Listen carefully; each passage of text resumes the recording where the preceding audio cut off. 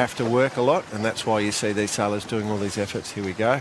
So we saw Emma Wilson out on the left side, but she's stacked, and we'll see a cross, or not a cross, anytime soon with Charline Picon.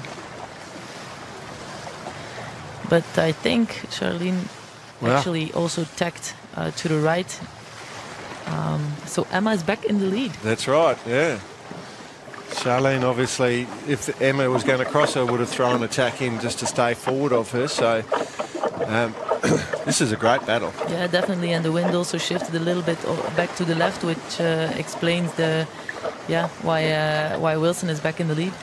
And there's the fleet is very, very close together. Just so you know, they're only 100 metres after the second beat. So they're only 100 metres spread apart, so the battle right through the field is quite interesting. And therefore, if we're looking for the medal position for the Chinese fans out there, Lu is back in ninth currently according to the analytics, but in terms of boats, she's only 10 metres from fourth.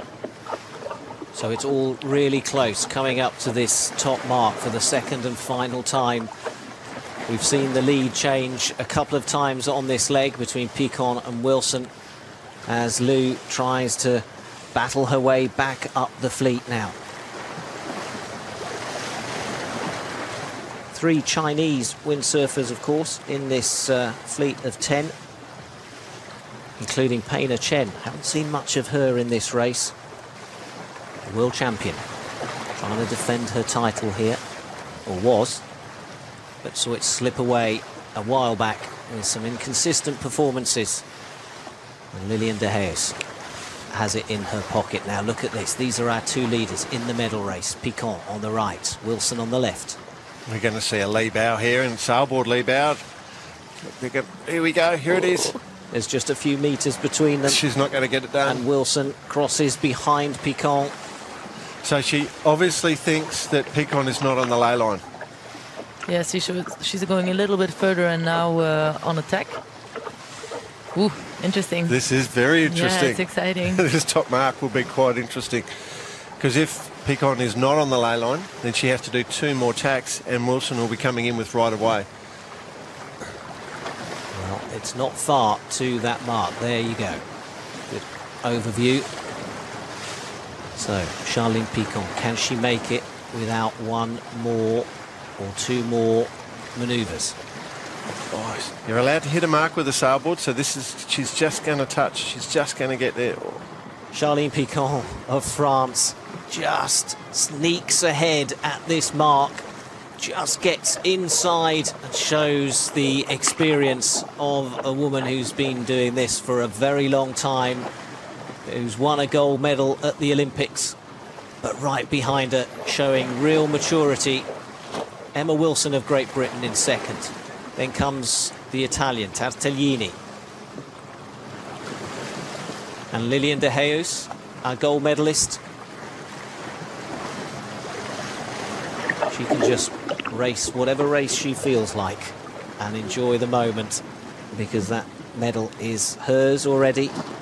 Yunju Lu behind her, still coming up to that mark.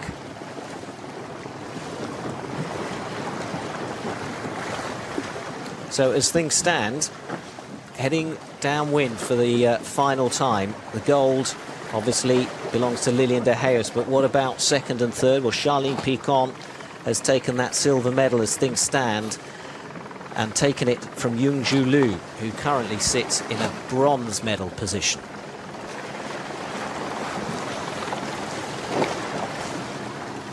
Jenny's out on the water.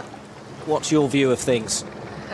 I'm straining to see the Chinese flag in the back of the pack and to see how far they've dropped down. I mean, earlier, as Evie said, Emma Wilson, it was all she could do to win and have China do badly behind her. And so now Emma's hopes are to get in front of Charline Picon, and it just doesn't look like that'll be possible. So instead, for her to try to move up into that bronze ahead of Xinzi Lu, I think it's going to be difficult times. But, you know, you can never say it's over until it is over, and there is a long time to the bottom mark, even if it is a short distance. A long time, because the winds are so light this afternoon on the Bay of Aarhus. tricky conditions. And we've seen these conditions cause many overtaking manoeuvres and many changes to the leaderboard over the last few weeks. I think there's a bit of wind moving down. I don't reckon it's going to get to the course by the time we get to the bottom of this mark. There's a little bit of extra pressure. Lucy Belboche, the second French woman in the fleet, following behind Yunju Liu of China. Just one windsurfer behind them, Marta Maggetti of Italy, currently in 10th. You can see just how hard work this is. Oh my God, this is exhausting. Like, I'm even getting tired by looking at this. Yeah, I think, and they are really, really pushing hard because there's only 1 point between Wilson and Liu. So Emma Wilson is trying to do everything to get to the front, and so is Liu. So yeah, they're really, really giving it their all because the points are really close. The other thing is it's so bunched as well. Like, you know, as I said before, there's very little distance between the fleets, so you could go from first to fifth second to fifth pretty quickly.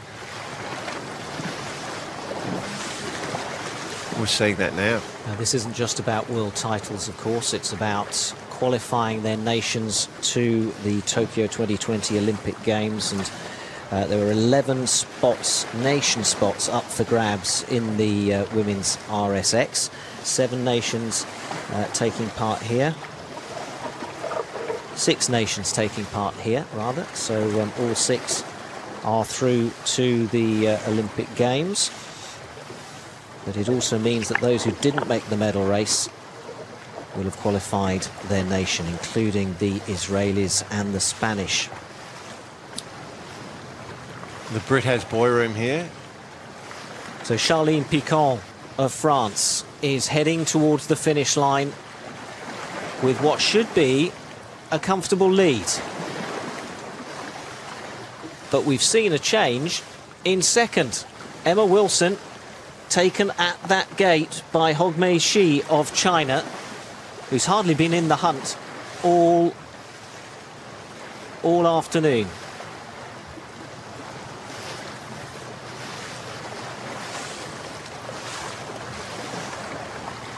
So Charline Picon out in front, Hogmei Shi of China in second, Emma Wilson right behind them in third.